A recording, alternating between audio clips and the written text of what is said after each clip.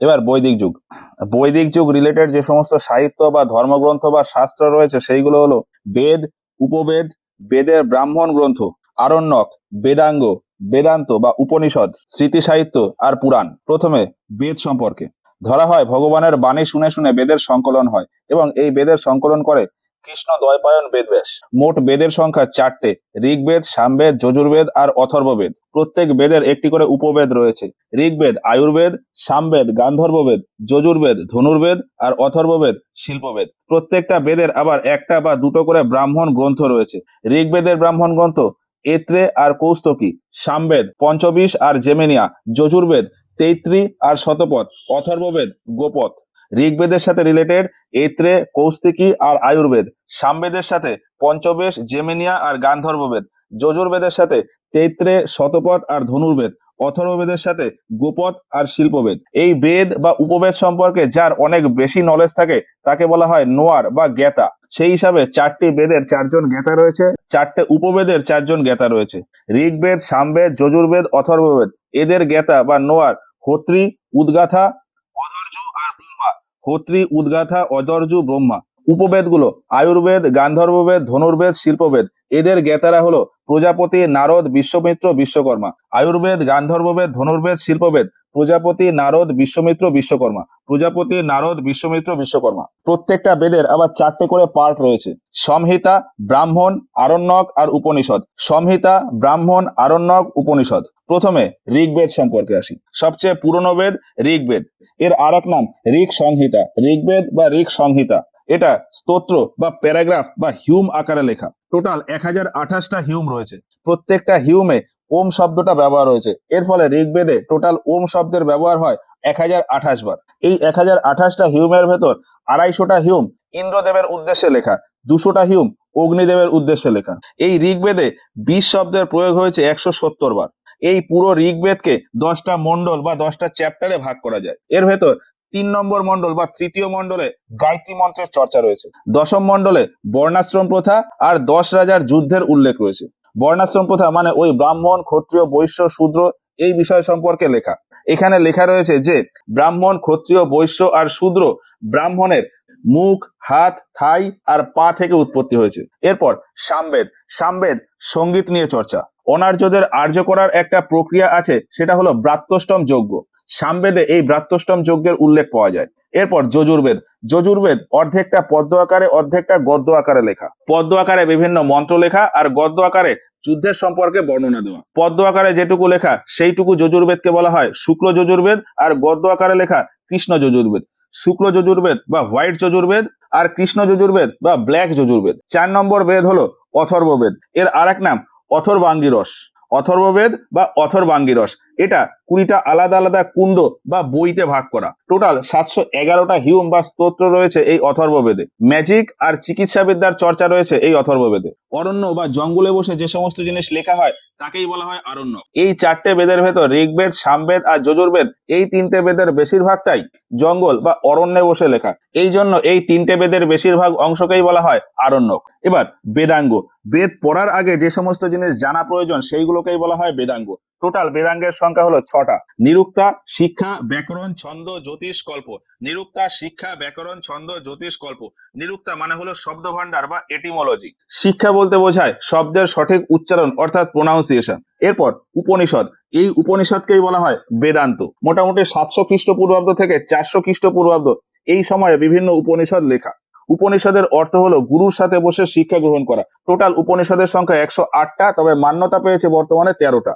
বিভিন্ন উপনিষদে রাজপুতদের বেশি ভ্যালু দেওয়া হতো। বিভিন্ন উপনিষদের ভেতর একটা গুরুত্বপূর্ণ উপনিষদ হলো মুন্ডক উপনিষদ। এখান থেকে সত্যমেব জয়তে এই কথাটা নেওয়া। সব থেকে বড় আর সবার প্রথম উপনিষদ হলো বৃহৎ নারায়ণ উপনিষদ। আর সবার শেষ উপনিষদ বা সর্বশেষ উপনিষদ আলোক উপনিষদ। এটা আকবরের সময় লেখা। ইয়ম, নচিকেতা আর ওম এর কাহিনী লেখা রয়েছে কঠোপনিষদে। ব্রহ্মা, বিষ্ণু আর মহেশ্বরের চর্চা পাওয়া যায় জলপনিষদে। তো সব থেকে বড় আর সবার প্রথম উপনিষদ বৃহৎ নারায়ণ উপনিষদ। সর্বশেষ উপনিষদ আলোক উপনিষদ। ইয়ম, নচিকেতা, ওমের কাহিনী কঠোপনিষদ। ব্রহ্মা, বিষ্ণু, মহেশ্বরের চর্চা জলপনিষদ। এরপর স্মৃতি সাহিত্য। টোটাল স্মৃতি সাহিত্যের সংখ্যা 36টা। বৈদিক যুগের বিভিন্ন আইন কানুন আর সমাজের ব্যাপারে এই স্মৃতি সাহিত্যে লেখা রয়েছে। স্মৃতি সাহিত্য বলতে মূলত বিভিন্ন ঋষিদের ব্যক্তিগত মতামতকে বোঝায়। যেমন ইয়াজ্ঞাবল ঋষির লেখা ইয়াজ্ঞাবল স্মৃতি, ঋষি মনুর লেখা মনুস্মৃতি। বৈদিক যুগের একজন গুরুত্বপূর্ণ নারী ছিলেন গার্গী। এই গার্গীর সাথে এই ইয়াজ্ঞাবল ঋষির একটা তর্কের পাল্লা হয়েছিল। মনুস্মৃতি বলা হয় রাজনীতি নিয়ে সব থেকে পুরনো সাহিত্য হলো মনুস্মৃতি। এই মনুস্মৃতিতে মহিলা আর দলিতদের অনেক নিচু দেখানো হয়েছিল। এখানে বলা হয়েছিল বিয়ের জন্য ছেলেদের মিনিমাম বয়স 25 বছর, মেয়েদের 12 বছর। এখানে 8 প্রকার বিবাহের চর্চা পাওয়া যায়। বলা হতো বৈদিক যুগে বা আর্যদের সময় 8 রকমের বিয়ের প্রচলন ছিল। এর ভেতর দুটো নাম হলো প্রতিলোম বিবাহ আর অনুলোম বিবাহ। প্রতিলোম বিবাহ উচ্চবিত্তের মেয়ে আর নিম্নবিত্তের ছেলেদের ভেতর যে বিয়ে হয় সেটা। আর অনুলোম বিবাহ উচ্চবিত্তের পাত্র আর নিম্নবিত্তের পাত্রী, এদের ভেতর যে বিয়ে হয় সেটা। প্রতিলোম উঁচু মেয়ে নিচু ছেলে, আর অনুলোম উঁচু ছেলে নিচু মেয়ে। এছাড়া মনুস্মৃতিতে 16 সংস্কারের চর্চার কথা বলা আছে। 3 প্রকার ঋণের কথা বলা হয়, দেবতা ঋণ, ঋষি ঋণ আর পিতৃঋণ। এরপর পুরাণ। পুরাণে নর্মালি প্রাচীন রাজবংশ ও তাদের ধর্ম ও সংস্কৃতি নিয়ে বিভিন্ন চর্চা রয়েছে। মোট 18টা পুরাণ। এটাকে পঞ্চম বেদ বা বেদেরও বেদ বলা হয়। এই 18টা পুরাণের ভেতর বিষ্ণু পুরাণ মৌর্য সাম্রাজ্য বা উত্তর ভারত সম্পর্কে লেখা, মৎস্য পুরাণ সাতবাহন সাম্রাজ্য সম্পর্কে লেখা, বায়ু পুরাণ গুপ্ত সাম্রাজ্য, বিষ্ণু পুরাণ মৌর্য সাম্রাজ্য, মৎস্য পুরাণ সাতবাহন, বায়ু পুরাণ গুপ্ত। এই বায়ু পুরাণেই বলা আছে যে সমুদ্রগুপ্তের ঘোড়া 3 সাগরের জল পান করে। সব থেকে বড় পুরাণ ব্রহ্মপুরাণ। এবার বৈদিক কাল সম্পর্কে আসি। বৈদিক যুগের সময়কাল মোটামুটি 1500 খ্রিস্টপূর্বাব্দ থেকে 600 খ্রিস্টপূর্বাব্দ। এটাকে 2 ভাগে ভাগ করা যায়, ঋগ বৈদিক কাল বা আর্লি ভেদিক পিরিয়ড আর পরবর্তী বৈদিক কাল বা লেটার ভেদিক পিরিয়ড। ঋগ বৈদিক কাল এর সময়কাল মোটামুটি 1500 থেকে 1000 খ্রিস্টপূর্বাব্দ, আর পরবর্তী বা লেটার ভেদিক পিরিয়ড এর সময়কাল 1000 থেকে 600 খ্রিস্টপূর্বাব্দ। বলা হয় যে এই বেদের রচনা করেছিল আর্যরাই। পুরো ভারত আর্যকরণের কাজ শুরু করেছিল বিভিন্ন লোকজন। যেমন দক্ষিণ ভারতে আর্যকরণের কাজ করেছিল অগস্ত্য ঋষি, আর উত্তর ভারতে আর্যকরণের কাজ করেছিল গৌতম রাহুগর। দক্ষিণ ভারতে অগস্ত্য ঋষি, উত্তর ভারতে গৌতম রাহুগর। বৈদিক কাল বা বৈদিক যুগে কৃষি আর পশুপালন হতো। এখানে ফেমাস পশু হলো গরু। গরুর জন্য এখানে গাভিষ্টি প্রথার প্রচলন ছিল, অর্থাৎ কারোর গরু হারিয়ে গেলে রাজার দায়িত্ব বা রাজার কর্তব্য সেই গরু খুঁজে দেওয়া। বৈদিক লোকেদের বা আর্যদের ইনিশিয়াল বসবাস শুরু হয় সপ্ত সিন্ধু প্রদেশে। সিন্ধু, ঝিলাম, চেনাব, রবি, বিয়াস, সুতলেজ, ঘরঘরা, এই 7টা নদী নিয়ে যে এরিয়া, সেই এরিয়াটাকেই বলা হয় সপ্ত সিন্ধু প্রদেশ। কি কি নদী? সিন্ধু, ঝিলাম, চেনাব, রবি, বিয়াস, সুতলেজ, ঘরঘরা। সিন্ধু, ঝিলাম, চেনাব, রবি, বিয়াস, সুতলেজ, ঘরঘরা। বৈদিক যুগে সমাজ ব্যবস্থা 4টে স্তরে ভাগ ছিল, ব্রাহ্মণ, ক্ষত্রিয়, বৈশ্য আর শূদ্র। এটাকে বর্ণাশ্রম ব্যবস্থাও বলা যায়। ঋগ বৈদিক কাল বা আর্লি বেদিক পিরিয়ডের সময় এই বর্ণ বা জাতির নির্ধারণ হতো কাজের ভিত্তিতে, কিন্তু পরবর্তী বৈদিক যুগে গিয়ে এই জাতির নির্ধারণ করা হয় বংশের ভিত্তিতে। বৈদিক যুগে মানুষজনকে নিয়ে যে সমস্ত মিটিং করা হতো তার বিভিন্ন রকম নাম ছিল, যেমন সভা, সমিতি আর বিদত। সমাজের সমস্ত রকম মানুষজন মানে পুরুষ মহিলা সমস্ত রকম মানুষজন নিয়ে যে মিটিং হতো তাকে বলা হতো বিদত। সমাজের শুধুমাত্র পুরুষদের নিয়ে যে সমস্ত মিটিং হতো তাকে বলা হতো সভা। আর সমাজের সম্ভ্রান্ত পরিবারের লোকেদের নিয়ে যে মিটিং হতো তাকে বলা হতো সমিতি। সর্বসাধারণের জন্য বিদত, শুধুমাত্র পুরুষদের জন্য সভা, আর সম্ভ্রান্ত পরিবারের লোকজন সমিতি। এই বৈদিক যুগের সময় ব্রাহ্মণদের ভূমি দান করতে হতো। ব্রাহ্মণদের দান করা ভূমিকে বলা হতো ব্রহ্মদেও। ব্রাহ্মণদের দান করা ভূমি ব্রহ্মদেও। বৈদিক যুগে 3 রকম যজ্ঞের কথা জানা যায়, অশ্বমেধ যজ্ঞ, বাজপেয় যজ্ঞ আর রাজশ্রী যজ্ঞ। নতুন এলাকা অর্জনের জন্য অশ্বমেধ যজ্ঞ, শক্তি প্রদর্শন করার জন্য বাজপেয় যজ্ঞ, আর শপথ নেওয়ার জন্য রাজশ্রী যজ্ঞ। বিভিন্ন দেবতার সম্পর্কে জানা যায়, যেমন ইন্দ্র, অগ্নি, বরুণ, সোম, মারুত, রুদ্র। ইন্দ্র, অগ্নি, বরুণ, সোম, মারুত, রুদ্র। ইন্দ্র ছিল বর্ষা আর যুদ্ধের দেবতা। ইন্দ্রকে পুরন্দরের দেবতাও বলা হয়। ইন্দ্রকে নিয়ে ঋগ্বেদে 250টা শ্লোক বা স্তোত্র রয়েছে। অগ্নি আগুনের দেবতা। ঋগ্বেদে অগ্নিদেবকে নিয়ে 200টা শ্লোক রয়েছে। বরুণ বাতাস, জল আর পুণ্যের দেবতা। সোম ছিল জঙ্গলের দেবতা, আর মারুত ঝড় বা তুফানের দেবতা। কিছু দেবীর নামও এখানে আসে, অদিতি, উষা, সাবিত্রী, সরস্বতী। অদিতি, উষা, সাবিত্রী, সরস্বতী। তুর্কিতে একটা অভিলেখ পাওয়া গেছে, বোগাজকই অভিলেখ।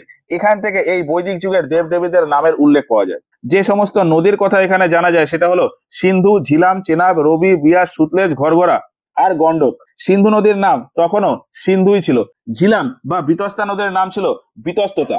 চেনাব বা চন্দ্রভাগা অস্কিনী। রবি পুরুষনী। বিয়াস বিপাশা। শতদ্রু সুতুদ্রি। ঘরঘরা দৃশ্যাদ্ভতী। গন্ডক সদানীরা। সিন্ধু সিন্ধু, ঝিলাম বিতস্ততা, চেনাব অস্কিনী, রবি পুরুষনী, বিয়াস বিপাশা, শতদ্রু সুতুদ্রি, ঘরঘরা দৃশ্যাদ্ভতী, গন্ডক সদানীরা। সিন্ধু, বিতস্ততা, অস্কিনী, পুরুষনী, বিপাশা, সুতুদ্রি, দৃশ্যাদ্ভূতি, সদানীরা। আর্যদের মূল বাসস্থান এই সপ্ত সিন্ধু প্রদেশ, এই কথাটার উল্লেখ করেছিলেন ডক্টর এ.সি. দাস। এই আর্য সময় বা বৈদিক যুগের কিছু দর্শন শাস্ত্র রয়েছে, যেমন গৌতমের লেখা ন্যায় দর্শন, কপিলের সাংখ্য দর্শন, পতঞ্জলির যোগ দর্শন, কণাদের বৈশেষিক দর্শন, বেদরায়ণের উত্তর মীমাংসা, যামিনীর পূর্ব মীমাংসা। গৌতম ন্যায় দর্শন, কপিল সাংখ্য দর্শন, পতঞ্জলি যোগ দর্শন, কণাদ বৈশেষিক দর্শন, বেদরায়ণ উত্তর মীমাংসা, যামিনী পূর্ব মীমাংসা। বৈদিক যুগে বা আর্যদের সময় সমাজ চালানোর জন্য মানুষজনের কাছ থেকে এক রকমের ট্যাক্স বা কর নেওয়া হতো, যাকে বলা হতো বলি। এই ট্যাক্স বা কর তুলতো গ্রাম থেকে গ্রামীণ, বিশ থেকে বিশপতি, জনপদ থেকে গোপ বা রাজন। বৈদিক সময়ে পরিবারকে বলা হতো কুল, আর পরিবারের প্রধানকে বলা হতো কুলপতি। সমাজ ছিল পুরুষতান্ত্রিক, তবে সমাজে নারীদেরও যথেষ্ট মর্যাদা ছিল। কিছু গুরুত্বপূর্ণ নারীর নাম আছে, যেমন ঘোষা, অপালা, গার্গী, বিশাখা। ঘোষা, অপালা, গার্গী, বিশাখা। এবার জৈন ধর্ম আর বৌদ্ধ ধর্ম। প্রথমে জৈন ধর্ম। জৈন ধর্মের গুরুকে বলা হয় তীর্থঙ্কর। টোটাল 24 জন তীর্থঙ্কর আসে। প্রথম ঋষভদেব, 23তম তীর্থঙ্কর পার্শ্বনাথ, 24তম মহাবীর। ঋষভদেব, পার্শ্বনাথ, মহাবীর, মাঝখানে এই 21 জন তীর্থঙ্করের নাম জানা যায় না। ঋষভদেব, পার্শ্বনাথ আর মহাবীরের আলাদা আলাদা চিহ্ন রয়েছে। ঋষভদেবের চিহ্ন ষাঁড় বা বুল, পার্শ্বনাথ সাপ আর মহাবীর সিংহ। ঋষভদেব ষাঁড়, পার্শ্বনাথ সাপ, মহাবীর সিংহ। পার্শ্বনাথ ঝাড়খণ্ডের ভেতর সম্বত শিখর পাহাড়ে বসে জ্ঞান লাভ করে, এই জন্য ওই পাহাড়ের নাম হয়ে যায় পরেশনাথ পাহাড়। জ্ঞান লাভের পর পার্শ্বনাথ 4টি নীতির প্রবর্তন করেছিলেন, যাদের বলা হয় চতুর্জাম নীতি: অহিংসা, সত্য, অচৌর্য, অপরিগ্রহ। পার্শ্বনাথের চতুর্জাম নীতি অহিংসা, সত্য, অচৌর্য, অপরিগ্রহ। মহাবীর এই চতুর্জাম নীতির সাথে আরো একটা নীতি যোগ করেন এবং প্রবর্তন করে পঞ্চ মহাব্রত নীতি: ব্রহ্মচর্য, অহিংসা, সত্য, অচৌর্য, অপরিগ্রহ। কি কি? ব্রহ্মচর্য, অহিংসা, সত্য, অচৌর্য, অপরিগ্রহ। মহাবীর সম্পর্কে ডিটেলস আসি। তার আসল নাম বা জন্মের সময় তার নাম ছিল বর্ধমান। বিহারের পাটনাতে, মুজফ্ফরপুর বা বৈশালী জেলাতে কুণ্ডগ্রাম এরিয়াতে তার জন্ম হয় 540 খ্রিস্টপূর্বাব্দে। তার পিতা সিদ্ধার্থ জ্ঞাতক বংশের আর মাতা ত্রিশলা লিচ্ছবি বংশের। ভাই ছিল নন্দী বর্মন, তার স্ত্রী যশোদা, মেয়ে প্রিয়দর্শিনী, জামাই জামালি। পিতা সিদ্ধার্থ, মাতা ত্রিশলা, ভাই নন্দী বর্মন, স্ত্রী যশোদা, মেয়ে প্রিয়দর্শিনী, জামাই জামালি। বর্ধমান বা মহাবীর সন্ন্যাস গ্রহণ করে 30 বছর বয়সে। এরপর 12 বছর ধরে তপস্যা করে জাম্বি গ্রামে ঋজুপালিকা নদীর পাশে শাল গাছের নিচে। জ্ঞান প্রাপ্তির পর তিনি সুখ দুঃখকে জয় করেছিলেন, এই জন্য তাকে বলা হতো মহাবীর। আর জ্ঞান প্রাপ্তির পর তার নাম হয়ে যায় জিন বা জিতেন্দ্রীয়। এই হিসাবেই তার শিষ্যদের বলা হতো জৈন। জ্ঞান প্রাপ্তির পর প্রথম উপদেশ দিয়েছিলেন রাজগৃহ বা রাজগিরে এসে। তিনি ত্রিরত্নের কথা বলেছিলেন: সত্য জ্ঞান, সত্য বিশ্বাস, সত্য আচরণ, অর্থাৎ নলেজ, ফেথ আর ক্যারেক্টার। মহাবীর বলেছিলেন এই ত্রিরত্ন পালন করলে পরম আনন্দ বা আত্মার মুক্তি বা পরম শান্তি লাভ করা সম্ভব। 14 পর্ব নামক একটা বইতে মহাবীরের সমস্ত উপদেশ লেখা রয়েছে। পরবর্তীতে এটাকেই অন্য একটা বইতে লেখা হয়, যার নাম হলো 12 অঙ্গ বা দ্বাদশ অঙ্গ। তার প্রধান দুজন শিষ্য ছিলেন ভদ্রবাহু আর স্থূলবাহু। মহাবীরের মৃত্যু হয় 468 খ্রিস্টপূর্বাব্দে 72 বছর বয়সে। তার মৃত্যুর পর প্রথম জৈন সম্মেলন হয় 300 খ্রিস্টপূর্বাব্দে পাটলিপুত্রে স্থলবাহুর নেতৃত্বে। প্রথম জৈন সম্মেলন স্থলবাহুর নেতৃত্বে পাটলিপুত্রে 300 খ্রিস্টপূর্বাব্দে। এই সময় ওই 14 পর্ব নামক বই থেকে 12 অঙ্গ রচনা করা হয়। আর এই সময় ভদ্রবাহু আর স্থলবাহুর নেতৃত্বে এই জৈন ধর্ম দুই ভাগে ভাগ হয়ে যায়: দিগম্বর শাখা আর শ্বেতাম্বর শাখা। ভদ্রবাহুর নেতৃত্বে দিগম্বর আর স্থলবাহুর নেতৃত্বে শ্বেতাম্বর। ভদ্রবাহু, দিগম্বর, স্থলবাহু, শ্বেতাম্বর। ভদ্রবাহু দিগম্বর শাখাকে নিয়ে দক্ষিণ ভারতে চলে যায়, আর স্থলবাহু শ্বেতাম্বর শাখাকে নিয়ে উত্তর ভারতেই থেকে যায়। চন্দ্রগুপ্ত মৌর্য ভদ্রবাহুর নেতৃত্বে দক্ষিণ ভারতে চলে যায়। দিগম্বর শাখায় মানুষজনকে নির্বস্ত্র হয়ে থাকতে হতো, আর শ্বেতাম্বর শাখায় শ্বেত বস্ত্র পরে থাকতে হতো। প্রথম জৈন সম্মেলন 300 খ্রিস্টপূর্বাব্দ, দ্বিতীয় জৈন সম্মেলন 600 খ্রিস্টাব্দ। গুজরাটের বল্লভীতে দেবাদি শ্রবণ 600 খ্রিস্টাব্দে দ্বিতীয় বৌদ্ধ সম্মেলনের আয়োজন করে। কে করে? দেবাদি শ্রবণ। কোথায়? গুজরাটের বল্লভীতে। কবে? 600 খ্রিস্টাব্দে। এই দ্বিতীয় জৈন সম্মেলনের সময় বিভিন্ন মুনিরা ওই 12 অঙ্গ থেকে 12 উপাঙ্গ রচনা করেন। জৈন ধর্মে একটা প্রথা রয়েছে, সান্থারা প্রথা, যেখানে মৃত্যু পর্যন্ত অনশন করে থাকতে হয়। চন্দ্রগুপ্ত মৌর্য এই সান্থারা প্রথা পালন করতে গিয়েই মারা গিয়েছিলেন। 2015 সালে সুপ্রিম কোর্ট এই সান্থারা প্রথাকে বেআইনি বলে ঘোষণা করে। এরপর বৌদ্ধ ধর্ম, এর প্রবর্তক হলো গৌতম বুদ্ধ। তার জন্ম হয় নেপালের লুম্বিনীতে বৈশাখী পূর্ণিমার দিনে 566 খ্রিস্টপূর্বাব্দে। জন্মের পর তার নাম রাখা হয় সিদ্ধার্থ। পিতা ছিল সুধোধন আর মাতা মায়াদেবী। সিদ্ধার্থের জন্মের মোটামুটি 7 দিনের মধ্যেই মায়াদেবী মারা যায়। মায়াদেবের বোন ছিল প্রজাপতি গৌতমী। শুদ্ধোধন গৌতমীকে বিবাহ করে। এরপর থেকে সিদ্ধার্থকে গৌতম বলেও ডাকা হতো।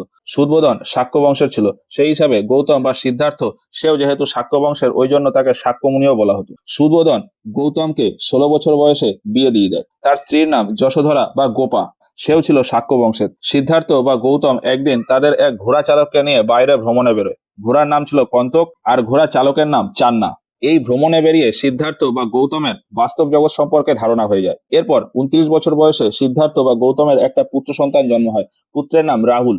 এরপর ওই 29 বছর বয়সেই সিদ্ধার্থ বা গৌতম হঠাৎ করে একদিন রাতে সংসারের মায়া ত্যাগ করে জঙ্গলের উদ্দেশ্যে বেরিয়ে পড়ে। পরম জ্ঞান লাভের উদ্দেশ্যে সাংখ্য দর্শন আর যোগ দর্শনের শিক্ষা লাভ করে। সাংখ্য দর্শনের শিক্ষা নেয় আলার কালামের কাছ থেকে, আর যোগ দর্শন রুদ্রক্রামের কাছ থেকে।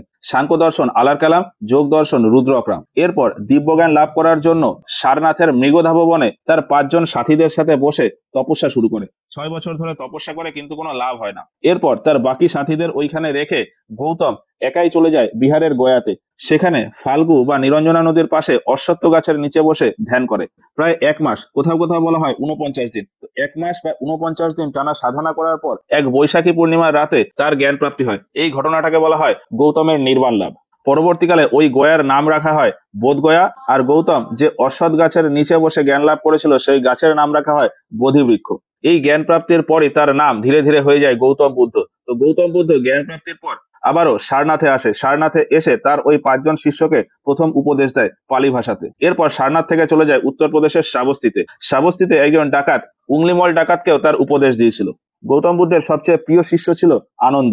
আনন্দ বহুবার জোর করার পর গৌতম বুদ্ধ রাজি হয়ে যান যে মহিলারাও এই ধর্ম গ্রহণ করতে পারবে। প্রথম যে মহিলা বৌদ্ধ ধর্ম গ্রহণ করেন তিনি হলেন তার মা গৌতমী। গৌতম বুদ্ধের স্ত্রী যশোধরাও এই বৌদ্ধ ধর্ম গ্রহণ করেছিল। গৌতম বুদ্ধ জগৎ সম্পর্কে 4টি বিষয় বলেছিলেন। এগুলোকেই বলা হয় আর্য সত্য। এগুলো হলো জগৎ দুঃখময়। দ্বিতীয়ত, দুঃখের একটা নির্দিষ্ট কারণ রয়েছে, আর এই কারণ হলো ইচ্ছা। এই ইচ্ছাগুলো হলো কামনা, বাসনা, তৃষ্ণা, আসক্তি, এইসব। তৃতীয়ত, দুঃখের কারণ বা ইচ্ছা এগুলোকে ধ্বংস করলেই জীবন থেকে মুক্তি পাওয়া যায় বা জীবনের দুঃখ কাটানো যায়। আর চতুর্থত, এই ইচ্ছা বা ধ্বংস করার উপায় রয়েছে। এই ইচ্ছা ধ্বংস করার জন্য তিনি 8টি কাজের কথা বলেন। এইগুলোকে বলা হয় অষ্টমার্গ। সৎ দৃষ্টি, সৎ সংকল্প, সৎ বাক্য, সৎ কার্য, সৎ জীবন, সৎ চিন্তা, সৎ চেষ্টা, সৎ সমাধি। কি কি? সৎ দৃষ্টি, সৎ সংকল্প, সৎ বাক্য, সৎ কার্য, সৎ জীবন, সৎ চিন্তা, সৎ চেষ্টা, সৎ সমাধি। এছাড়া তিনি বড় বড় 10টি উপদেশ দেন। এদেরকে বলা হতো শীল। 3টি দর্শনের কথা বলেন, অনেশ্বরবাদ, শূন্যবাদ আর ক্ষণিকবাদ। মানুষজন যাতে বৌদ্ধ ধর্ম গ্রহণ করতে পারে তার জন্য ত্রিরত্নের কথা বলেন, বুদ্ধ, সঙ্ঘ, ধম্ম। সেই হিসাবেই বুদ্ধম শরণম গচ্ছামি, সঙ্গম শরণম গচ্ছামি আর ধম্মম শরণম গচ্ছামি। এরপর 483 খ্রিস্টাব্দে বিহারের বাবাপুরীতে চন্দু নামে এক শিষ্য তাকে খেতে দিয়েছিলেন, কিন্তু আনফরচুনেটলি ওই খাবারের বিষক্রিয়ায় গৌতম বুদ্ধ অসুস্থ হয়ে পড়েন। এরপর গৌতম বুদ্ধকে শ্রাবস্তির উদ্দেশ্যে নিয়ে যাওয়া হচ্ছিল, কিন্তু মল্ল মহাজনপদের একটি জায়গা কুশীনগর, এই কুশীনগরে 483 খ্রিস্টপূর্বাব্দেই গৌতম বুদ্ধ মারা যান। মৃত্যুর পর বৌদ্ধ ধর্ম প্রচারের উদ্দেশ্যে গৌতম বুদ্ধের শেষ অস্থি 8 ভাগ করে আলাদা আলাদা 8টা জায়গায় স্থাপন করা হয়। এদেরকেই বলা হয় অষ্টমহাস্থান। গৌতম বুদ্ধ মারা যাওয়ার পর পরপর 4টি বৌদ্ধ সম্মেলন হয়। গৌতম বুদ্ধ যে বছর মারা যায় সেই বছরই প্রথমবার হয় 483 খ্রিস্টপূর্বাব্দ, তারপর 383 খ্রিস্টপূর্বাব্দ, তারপর 255 খ্রিস্টপূর্বাব্দ, তারপর 72 খ্রিস্টাব্দ। 483, 383, 255 আর 72 খ্রিস্টাব্দ। পরপর যে যে জায়গায় এই বৌদ্ধ সম্মেলনগুলো হয় সেইগুলো হলো রাজগৃহ, বৈশালী, পাটলিপুত্র, কুণ্ডলবন। 483, 383, 255, 72। রাজগৃহ, বৈশালী, পাটলিপুত্র, কুণ্ডলবন। রাজগৃহ, বৈশালী, পাটলিপুত্র তিনটেই বিহারে, আর কুণ্ডলবন কাশ্মীরে। এই 4টে বৌদ্ধ সম্মেলন যে যে রাজার সময় হয় সেইগুলো হলো অজাতশত্রু, কালাশোক, অশোক, কনিষ্ক। অজাতশত্রু, কালাশোক, অশোক, কনিষ্ক। আর এই 4টে বৌদ্ধ সম্মেলনে যে সমস্ত পণ্ডিতরা ছিল তারা হলেন মহাকাশ্যপ, সাবাকামী, মোগলিপত্তি, গোশাল আর বসুমিত্র। কি কি? মহাকাশ্যপ, সাবাকামী, মোগলিপত্তি, গোশাল আর বসুমিত্র। বসুমিত্রের সাথে তার একজন অ্যাসিস্ট্যান্ট বা উপপুরোহিত ছিল অশ্বঘোষ। এই চতুর্থ বৌদ্ধ সম্মেলনের পর বৌদ্ধ ধর্ম 2 ভাগে ভাগ হয়ে যায়, হিনজান আর মহাযান। মহাযান শাখাও পরবর্তীকালে গিয়ে আরো 2 ভাগে ভাগ হয়ে যায়, ব্রজযান আর শূন্যবাদ। তো বৌদ্ধ ধর্ম চতুর্থ বৌদ্ধ সম্মেলনের পর হিনজান আর মহাযানে ভাগ হয়। মহাযান আবার ব্রজযান আর শূন্যবাদ শাখায় ভাগ হয়। বলা হয় এই ব্রজযান শাখার জন্যই বৌদ্ধ ধর্ম ধীরে ধীরে ভারত থেকে নষ্ট হয়ে যায়। এই ব্রজযান শাখার শিক্ষা দেওয়া হতো বিহারের বিক্রমশিলা বিশ্ববিদ্যালয়ে। গৌতম বুদ্ধের সারা জীবনের বিভিন্ন ঘটনার কিছু গুরুত্বপূর্ণ চিহ্ন রয়েছে। যেমন গৌতম বুদ্ধ যখন পেটে ছিলেন তখন চিহ্ন ছিল হাতি, পেটে থাকার সময় হাতি, জন্মের সময় পদ্মফুল, পেটে হাতি জন্মে পদ্মফুল, যুবক বয়সে ষাঁড় ঘর ছাড়ার সময় ঘোড়া, যুবক বয়সে ষাঁড় ঘর ছাড়ার সময় ঘোড়া, জ্ঞান প্রাপ্তির সময় বোধিবৃক্ষ প্রথম উপদেশ চক্র, জ্ঞান প্রাপ্তি বোধিবৃক্ষ প্রথম উপদেশ চক্র, নির্বাণের সময় পদচিহ্ন মৃত্যুতে স্তূপ, নির্বাণ পদচিহ্ন মৃত্যু স্তূপ, পেটে থাকাকালীন হাতি জন্মের সময় পদ্ম, যুবক ষাঁড় ঘর ছাড়া ঘোড়া, জ্ঞান প্রাপ্তি বোধিবৃক্ষ প্রথম উপদেশ চক্র, নির্বাণ পদচিহ্ন মৃত্যু স্তূপ। ঘর ছাড়ার ঘটনাকে বলা হয় মহাভিনিষ্ক্রমণ, জ্ঞান প্রাপ্তির ঘটনাকে বলা হয় সম্বোধন, প্রথম উপদেশ দেওয়ার ঘটনাকে বলে ধর্মচক্র প্রবর্তন, আর মৃত্যুর ঘটনাকে বলা হয় মহাপরিনির্বাণ।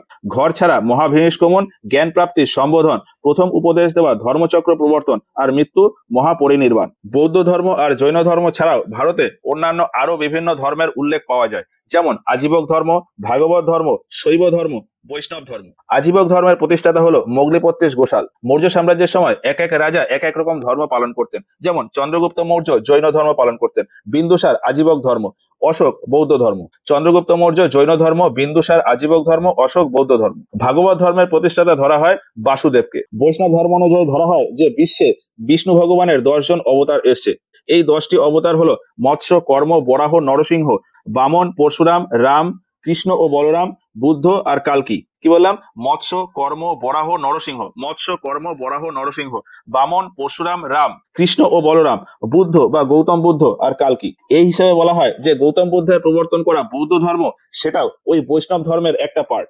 আরো বলা হয় যে এই বৈষ্ণব ধর্ম পরবর্তী সময়ে গিয়ে দুই ভাগে ভাগ হয়ে গিয়েছিল, রামানন্দ সম্প্রদায় আর রামানুজ সম্প্রদায়। এরপরে আসি মহাজনপদের চর্চা।